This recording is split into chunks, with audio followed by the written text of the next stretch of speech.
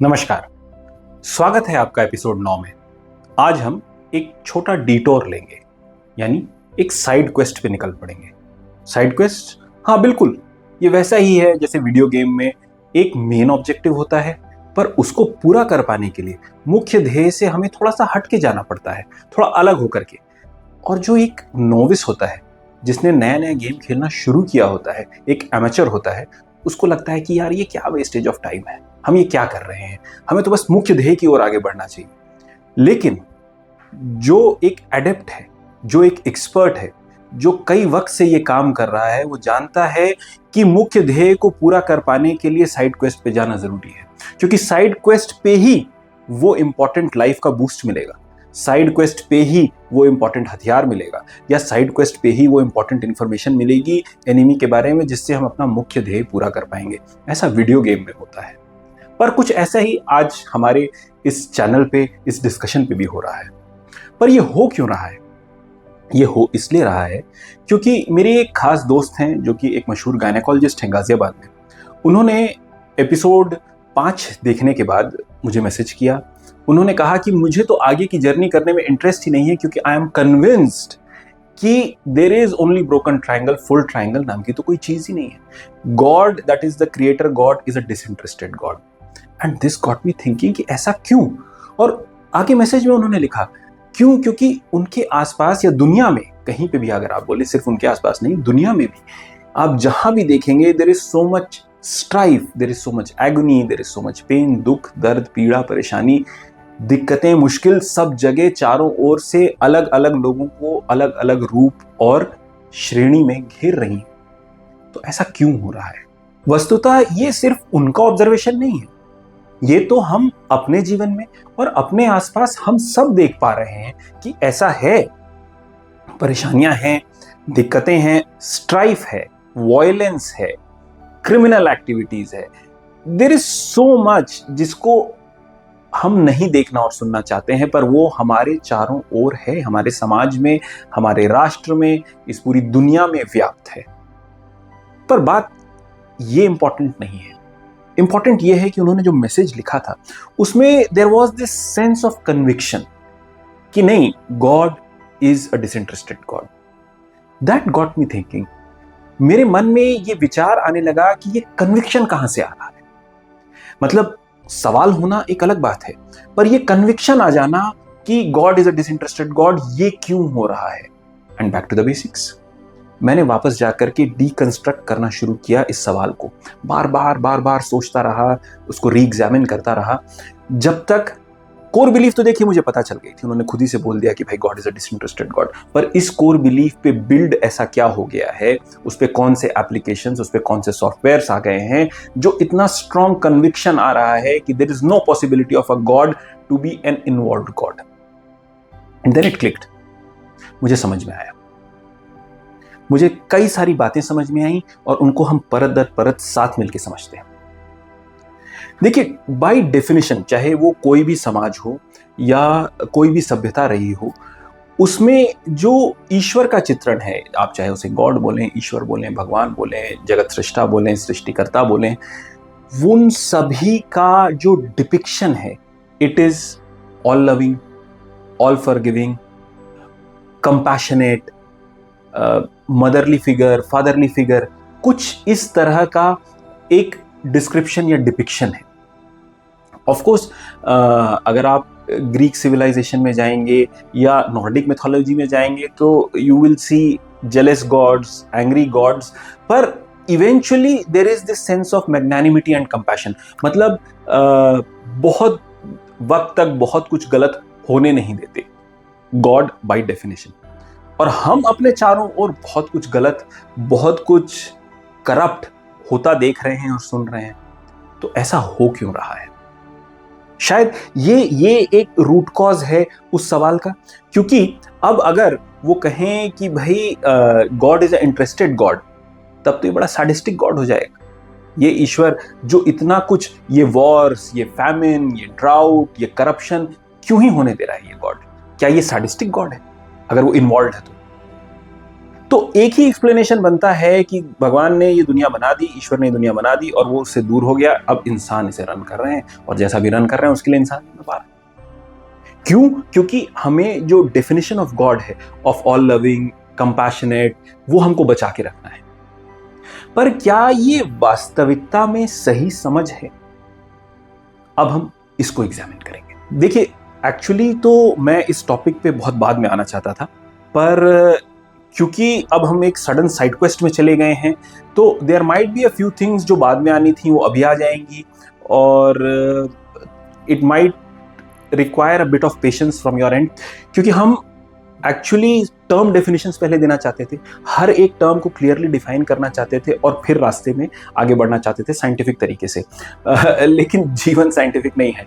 Life is a hard task master, जहाँ पे lessons बाद में मिलते हैं, टास्क पहले मिल जाता है। तो कुछ उसी तरह से ऑर्गेनिक तरीके से हमारा ये डिस्कशन भी आगे बढ़ रहा है। हमने सोचा तो था इसको बड़ा क्लिनिकली डिज़ाइन करेंगे, और पहले डेफिनेशंस, फिर उसके बाद ग्लॉसरी, और फिर उसके बाद जा कर के हम अपना टेक्स्ट लिखना शुरू करेंगे, लेकिन ऐसा हो नहीं पा रहा है। क्यों? क्योंकि ये जो डाउट्स हैं ये बड़े वैलिड डाउट्स हैं और इनको मुझे अभी ही आंसर करना पड़ेगा, वरना आगे की जर्नी के लिए बहुत सारे लोग छूट जाएंगे। तो प्लीज़ बेयर विथ मी। तो कुछ कॉन्सेप्ट्स जो बहुत बाद में आने थे वो बहुत जल्दी, बहुत पहले आ रहे हैं, और उसमें से एक कॉन्सेप्ट है गॉड का कॉन्सेप्ट। तो लेट्स क्लैरिफाई दैट। बाकी आइडियोलॉजीज, फिलॉसफीज, रिलीजन्स, कॉन्सेप्ट्स को एक तरफ करते हैं। अगर हम सिर्फ सनातन सभ्यता पे फोकस करते हैं, जिसे आप कॉमनली हिंदू धर्म कहते हैं, हिंदुइज्म कहते हैं, सनातन धर्म कहते हैं, अगर आप वहां देखेंगे तो क्या हो रहा है? अगर आप वहां देखेंगे कि अगर प्रहलाद की भक्ति और प्रार्थना से नरसिंह अवतार होता है, तो उन्हीं के पिता और चाचा हिरण्याक्ष और हिरण्यकश्यपु की तपस्या से प्रसन्न होकर ब्रह्मा जी उन्हें ऐसा वरदान दे देते हैं कि पूरी सृष्टि में हाहाकार मच जाता है। अगर ध्रुव और शबरी की तपस्या पूरी होती है, भगवान उन्हें दर्शन देते हैं, उन्हें सर्वोच्च भक्त पद तक पहुंचाते हैं, तो रावण, कुंभकर्ण और मेघनाद की तपस्या का भी फल उनको मिलता है। तो ये हो क्या रहा है? कर्म प्रधान विश्व करी राखा, जो जस कीन सो तासु फल चाखा। श्री रामचरितमानस में कहा गया है कि the functionings of the world are dependent on your actions and actions will have consequences. कर्म प्रधान विश्व करी राखा, जो जस कीन सो तासु फल चाखा। तो अगर रावण, कुंभकर्ण, मेघनाद, हिरण्याक्ष, हिरण्यकश्यपु, भस्मासुर, लवणासुर, कोई भी राक्षस या कोई भी भक्त प्रार्थना करता है यानी तपस्या करता है, डज द राइट एक्शन, उसका इंटेंट कुछ भी हो सकता है, डज द राइट एक्शन, ही gets the right results, and that is how the world operates. अब उसमें कोई डिफरेंशिएशन नहीं है कि तुम असुर हो तो तुमको ये चीज नहीं मिलेगी। वो तपस्या चाहे राक्षसों ने की हो, चाहे असुरों ने की हो, चाहे मनुष्यों ने की हो, भक्तों ने की हो, जिज्ञासुओं ने की हो, ज्ञानियों ने की हो, जिसने जैसी तपस्या की, जिसने जिस पथ को चला, उसके अनुरूप उसको रिवॉर्ड मिला है और मिलता ही है। This is how the world is designed and it make sense. Again इस जर्नी में हम फिर से एक ब्रेक ले रहे हैं। मैं इस कॉन्सेप्ट को और अच्छे से समझाना चाहता हूं। अगर आप देव और असुरों के ओरिजिन्स में जाएंगे तो उनके फादर तो कॉमन है, उन दोनों के फादर कश्यप ऋषि हैं। खैर, उससे भी ऊपर जाएंगे तो सबका क्रिएशन भगवान ब्रह्मा ने ही किया है। तो देयर इज नो डिनायल, ये कोई पृथकता नहीं है। गुड और इवल के ब्लैक एंड व्हाइट में सृष्टि नहीं है।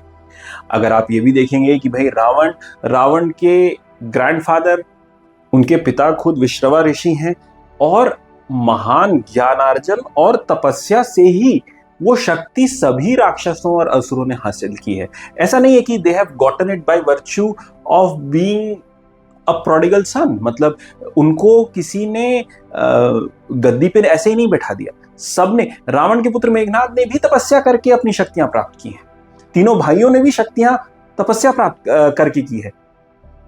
तो हम बार बार एक रिपीटेटिव नैरेटिव देख रहे हैं कि जिसने जैसे कर्म किए उसको वैसे रिवॉर्ड्स मिले। उस रिवॉर्ड्स का आप यूज चाहे जैसे भी कर सकते हैं।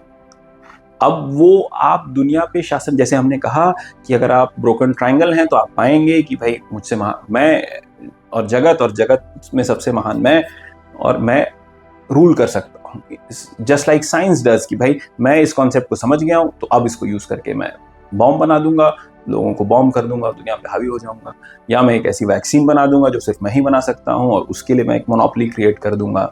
You know, I think you get the point, कि जब आपका कॉस्मिक क्रिएटर के साथ रिलेशन नहीं रहेगा, वो अंडरस्टैंडिंग नहीं रहेगी, दो अलग अलग कॉन्सेप्ट्स को जब आप मिक्स करेंगे, जब आप कहेंगे कि भाई ये दुनिया जैसी भी है इसको मैं सुधार सकता हूं अपने इंटेलिजेंस से, और अब ग्रेटर इंटेलिजेंस उसके पहले और बाद का, आपसे पहले भी ये दुनिया थी और आपके बाद भी ये दुनिया रहेगी, आपके जैसे कई पहले आ चुके हैं, आपसे महान, आपसे कम महान, आएंगे जाएंगे चले जाएंगे और दुनिया चली जा रही है। जब इस चीज की अंडरस्टैंडिंग हमारे अंदर नहीं रह जाती है, and we get this hubris कि मैं कुछ करके यहाँ पे बदलाव ला सकता हूँ और हावी हो सकता हूँ, या मेरी महानता इस ओवरऑल स्ट्रक्चर से ज्यादा है, तब हम इस तरह की एक्टिविटीज करते हैं। खैर, दिस इज समथिंग डिफरेंट। अब हम एक दूसरा पर्सपेक्टिव, एक दूसरा दृष्टिकोण भी देखते हैं। Well, why can't this world be a beautiful utopia? ये एक सुंदर खूबसूरत दुनिया क्यों नहीं हो सकती है? ये है एक सुंदर खूबसूरत दुनिया, बात दृष्टिकोण की है। तो लेट्स टेक एन एग्जांपल। कल्पना कीजिए कि आपको एक स्कूल का इंचार्ज बना दिया जाता है, मतलब आपको एक प्रोजेक्ट दिया जाता है जहां पे आपको कहा जाता है कि आप अपने हिसाब से एक मॉडल स्कूल बनाइए, उसका निर्माण करिए, और आप डिसाइड करते हैं कि instead of having a school of equal opportunities, I will make a school of equal outcomes. क्या मतलब हुआ इस बात का? देखिए, school of equal opportunities means a regular school जैसा होता है। इक्वल अपॉर्चुनिटीज मतलब हर बच्चे को वही टीचर पढ़ा रही है, मतलब एक क्लास के जो सेक्शन है उसमें वही टीचर, 50 बच्चे, 100 बच्चे, जितने भी बच्चे हैं वही टीचर पढ़ा रही है उन सबको, वही मटेरियल दिया जा रहा है पढ़ने का, वैसे ही एग्जाम्स लिए जा रहे हैं, they are being subjected to same training routine, कि भाई सुबह 8 बजे से 1 बजे तक या 2 बजे तक किसी के लिए कोई स्पेशल फेवरेटिज्म नहीं किया जा रहा है। ऐसा नहीं है कि किसी को स्पेशल क्लासेस दे दी जा रही हो, या स्पेशल स्टडी मटेरियल दे दिया जा रहा हो, या एक्स्ट्रा टाइम दे करके बताया जा रहा हो, या स्पेशल टीचर्स उस बच्चे को पढ़ा रहे हो, ऐसा कुछ नहीं हो रहा है। सबको बराबर अपॉर्चुनिटी है। अब उसी क्लास में कोई बच्चा सारी बातें समझेगा, सारे कॉन्सेप्ट्स ग्रैब करेगा, उस पर मनन चिंतन करेगा, घर जाकर के अपनी एक्सरसाइज बुक, नोटबुक पे होमवर्क करेगा, बाहर से भी पढ़ना चाहेगा, पेरेंट्स से समझना चाहेगा, और फिर वो क्लास को टॉप करेगा। और उसी में कुछ बच्चे ऐसे भी होंगे जो साल खत्म होने तक अपने बस्ते से किताबों को निकालेंगे ही नहीं, ना घर में ना स्कूल में, उनका एक अलग आउटकम होगा। लेकिन अपॉर्चुनिटी सबको बराबर मिली थी। तो वो बच्चे जिन्होंने बस्ते से किताब निकाली ही नहीं, बट नेचुरल है वो फेल हो जाएंगे, और वो बच्चे जिन्होंने अपने आप को कंप्लीटली डिवोट कर दिया था ज्ञानार्जन के लिए, वो टॉप कर जाएंगे। लेकिन आपके स्कूल में क्या होता है?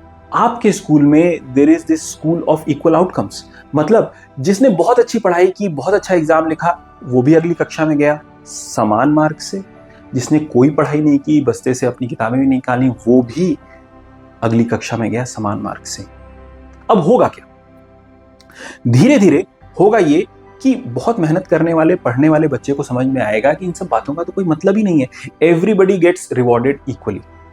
अब उसके पास दो ही ऑप्शन है, या तो वो बाकी बच्चों जैसा हो जाए, या नाम कटा के आपके स्कूल से निकल जाए। तो धीरे धीरे या तो आपके स्कूल में इतनी एंट्रोपी हो जाएगी कि सभी बच्चे बराबर रूप से गधे हो जाएंगे, या सिर्फ गधे बच्चे रह जाएंगे, अच्छे बच्चे निकल जाएंगे, और खबर फैल जाएगी कि यहाँ पे तो सब लोग पास हो जाते हैं, तो शहर भर के जितने गधे बच्चे हों आपके यहाँ पे एडमिशन ले लेंगे। The whole system is rigged to collapse, it is bound to collapse. तो क्या आप इस तरह का सिस्टम चाहेंगे? एक और एग्जांपल लेते हैं कि एक वीडियो गेम है जिसमें आप चाहे अच्छा खेलें, 100 पॉइंट्स कमाएं, तो भी आप नेक्स्ट लेवल पे जाते हैं, और बहुत ही बेकार खेलें, -100 पॉइंट्स कमाएं, तो भी आप नेक्स्ट लेवल पे चले जाते हैं। अगर कोई बहुत ही बढ़िया फाइट कर रहा है, उसको भी वही स्वॉर्ड, शील्ड जो उसको मिलती है, वही उसको भी मिलती है जो उस बैटल में हार जाता है।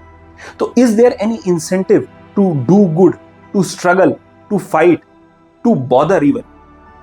कुछ नहीं। क्या इस गेम को कोई खेलना भी चाहेगा? नहीं। तो जैसा हमने कहा कि ये जो दुनिया है, ये जो जगत है, this is a leela, this is a sport, this is a game, and a game which is very well written. यहां पे एक्शंस हैव कॉन्सिक्वेंसेस। कर्म प्रधान विश्व करी राखा, जो जस्कीन सुता सुफल चाखा। अब इसमें एक बात और रह जाती है कि उन बच्चों का क्या जो डेफ, डम, ब्लाइंड पैदा हो रहे हैं, उन्होंने किसी का क्या बिगाड़ा था, या वॉर टॉर्न कंट्रीज में किसी के पेरेंट्स छिन जा रहे हैं, they are having a difficult childhood, उन्होंने ऐसा क्या गलत किया था। वेल, यहाँ पे हमें साइक्लिकल नेचर ऑफ लाइफ को एक्सेप्ट करना पड़ेगा, तभी all this will make sense. क्यों? क्योंकि अगर मैं कहूं कि मैंने क्लास 1 में जो पढ़ा था, अब क्या फायदा, क्लास 1 तो खत्म हो गया, अब तो मैं क्लास 2 में आ गया, तो क्लास 1 पढ़ने का कोई मतलब था क्या? हाँ, मतलब था, क्योंकि उसी नॉलेज पे क्लास 2 बिल्ड होगा, और उसी की नॉलेज से क्लास 2 भी एक दिन खत्म हो जाएगा, और फिर क्लास 3 क्लास 1 प्लस क्लास 2 की नॉलेज पे, और ऐसे ही करते करते आप क्लास 12 में आ जाओगे, जो क्लास 1 से लेकर के क्लास 11 तक की नॉलेज पे बिल्ड हुआ है। हालांकि क्लास 1 से क्लास 11 खत्म हो गई आपकी लाइफ में। सिमिलरली कार्मिक सिद्धांत में हमने साइक्लिकल नेचर ऑफ लाइफ, मेरे कहने से पहले भी मैं आपको ये बताना चाहूंगा कि पॉपुलर नैरेटिव के बियॉन्ड अगर आप देखेंगे तो there are so many stories, real life stories, जहां पर people have remembered their past life. उन्होंने जाकर के अपने पूर्व माता पिता गांव की लोकेशंस बताई हैं। इंटरनेट टुडेज, पहले तो बहुत मुश्किल होता था, देयर वर लिमिटेड प्रोग्राम्स, लेकिन आज अगर आप इंटरनेट देखेंगे तो across Nations, across religions, across geographies इस तरह की कहानियां भरी पड़ी हैं। कहानियां मतलब सच्चे एग्जाम्पल्स भरे पड़े हैं। तो जब हम इस बात को अप्लाई करते हैं अपने जीवन में, देन वी फाइंड कि कोई क्लास 1 से शुरू करके क्लास 2 में जा रहा है, कोई क्लास 11 करके क्लास 12 में जा रहा है, और कोई अपना पीएचडी थीसिस कंप्लीट करके उसके भी ऊपर की लेवल की स्टडी करने जा रहा है। तो everybody is going to start at different point, and though starting points may be pleasant, may be unpleasant, लेकिन ये हम एक्सक्यूज के रूप में यूज नहीं कर सकते। हम ये नहीं कह सकते कि देखो उसके साथ ऐसा हो रहा है, इट मीन्स कि देयर इज नो गॉड, या दुनिया में ऐसा हो रहा है, it means there is no God. My point is कि आप जहां पे हैं, would it not serve you. अब हम थ्योरी से दूर हट जाते हैं, अब हम प्रैक्टिकली आ जाते हैं। मैं आपसे सवाल करता हूं, would it not serve you better अगर आप ये माने कि there is more to it than meets the eyes, life is much grander than this just physical body. जितना मेरे को दिखता है, जितना, इनफैक्ट अगर आज से कुछ सालों पहले चले जाएं तो लोग बैक्टीरियाज और वायरसेस के बारे में नहीं जानते थे, माइक्रोस्कोप के इजाद होने से उनके बारे में पता चला। तो अगर आप ये देखें कि ये जगत सिर्फ इसलिए क्योंकि कोई बात आपको दिख नहीं रही है या सुनाई नहीं दे रही है, हमारी तो देख पाने सुन पाने की क्षमता बहुत लिमिटेड है। जैसे माइक्रोस्कोप हमको माइक्रो ऑर्गेनिजम्स देखने में मदद कर रहा है, टेलीस्कोप हमको सुदूर आकाश गंगाओं को देखने में मदद कर रहा है, हम स्पेस में पोजीशन हमारे जो टेलीस्कोप्स हैं वो हमें रेडियो फ्रीक्वेंसीज रिसीव करने का अवसर दे रहे हैं। तो ये इतना सारा जगत तो हम जो हम अपने 5 इंद्रियों से नहीं देख सकते थे, वो तो हमारे इंस्ट्रूमेंट्स हमको दिखा दे रहे हैं। तो क्यों ना ये माना जाए कि वक्त आने पे एक ऐसा जगत जो हमारे इंस्ट्रूमेंट्स के भी बियॉन्ड है, वो हमारे सापेक्ष होगा। अगर हम थोड़ी सी मेहनत करें, थोड़ी सी साधना करें, थोड़ी सी अंडरस्टैंडिंग अपने अंदर लाएं, तो उस जगत के साथ, उस जगत की तथ्यात्मकता हमारे लिए सत्य साबित होगी। और isn't it revolutionary if you get dogged into this reality? Otherwise तो क्या ऑप्शन है हमारे पास कि यही शरीर जब तक है तब तक हम कुछ भी करके खत्म हो जाएंगे। We are a blip of stupidity born in this magnanimity of life। कोई मतलब ही नहीं है हमारे होने का। पर जब हम ये cyclical nature of life, karmic theory and involved disinvolvement of divine intelligence, मतलब स्कूल प्रिंसिपल स्कूल के चलाने और डिसिप्लिन में इन्वॉल्व है, लेकिन हर एक बच्चा क्या वो घर जाके पढ़ रहा है, क्लास में सही से सोच रहा है, समझ रहा है, उसमें डिसइन्वॉल्व है। कुछ इस तरह से अगर हम इस दुनिया को, जगत को, जगत सृष्टा को और अपनी पोजीशन को समझें, wouldn't it be better? Wouldn't it give us a greater opportunity to lead a fulfilling life? धन्यवाद।